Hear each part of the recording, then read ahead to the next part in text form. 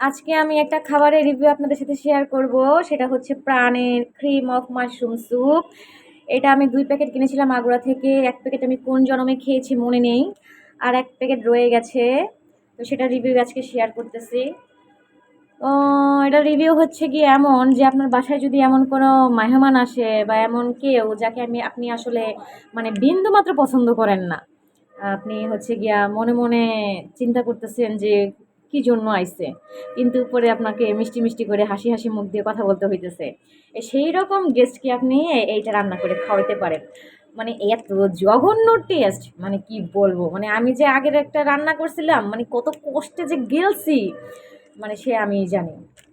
তো এই second packet আর আমার খাবার সাহস হইতেছে না। আর আমার বাসায় এমন কেউ আসতেছেও না যাকে আমি এই সেকেন্ড প্যাকেটটা রান্না করে খাওয়াইতে পারি। তো এখন এটাতে কি করতে পারি বলেন? মানে এত বাজে ও স্যুপের টেস্ট হয়।